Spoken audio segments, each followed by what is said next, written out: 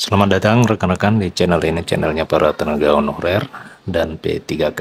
Rekan-rekan sekalian, video kali ini kita akan membahas terkait dengan keajaiban nyata untuk para tenaga honorer setelah ada keputusan Menteri Pendayagunaan Aparatur Negara, maka pengangkatan honorer menjadi P3K itu apakah tidak akan dites lagi? Informasi selengkapnya silakan disimak dan ditonton secara lengkap video ini agar rekan-rekan sekalian bisa menerima informasi secara utuh dan menyeluruh. Rekan-rekan sekalian, baru-baru ini Menteri Pendayagunaan Aparatur Negara dan Reformasi Birokrasi Abdullah Azwar Anas telah menerbitkan kebijakan reformulasi pengangkatan tenaga honorer teknis untuk tahun 2022.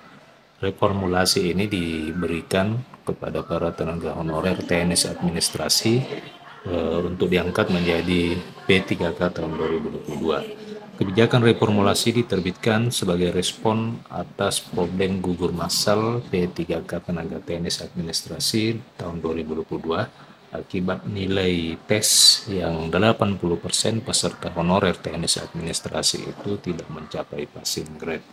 Kebijakan tersebut dituangkan di dalam keputusan Menteri Pendayagunaan Aparatur Negara nomor 571 tahun 2023 tentang optimalisasi pengisian kebutuhan jabatan fungsional teknis pada pengadaan P3K tahun anggaran 2022.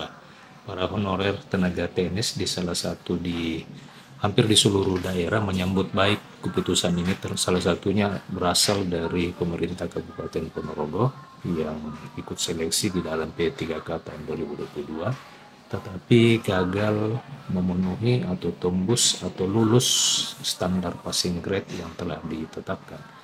Menyambut baik kebijakan reformulasi nilai yang ditetapkan oleh Badan Kepegawaian Negara ini karena memungkinkan pada tenaga honorer TNS administrasi yang tidak lulus passing grade itu dapat lolos pada seleksi P3K tanpa harus mengikuti ujian atau tes kembali.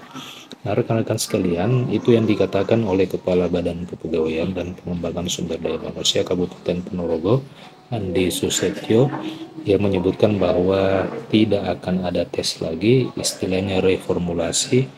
Untuk nilai nanti ranahnya Badan Kepegawaian Negara mungkin akan perankingan. Itu yang disebutkan oleh Kepala BKD Kabupaten Ponorogo. Ia menyebutkan bahwa banyak peserta P3K yang gagal lulus pada seleksi 2022 ini berharap akan mendapatkan keajaiban nyata, yakni langsung mendapatkan SKT 3K tanpa harus melalui tes komputer assist test atau CAT yang selama ini diterapkan.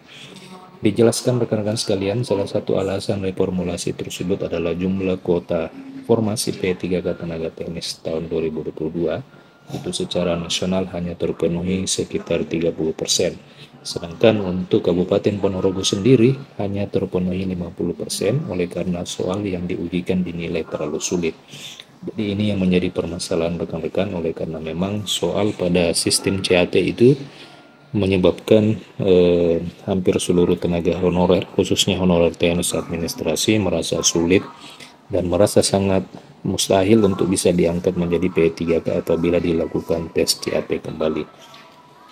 Kalau di Ponorogo sendiri terdapat sekitar 50%, formasi yang dibutuhkan 81 orang untuk Kabupaten Ponorogo. Nah, dari 81 orang itu yang diterima hanya 41 orang, atau formasi yang terisi itu hanya sebesar 41 orang.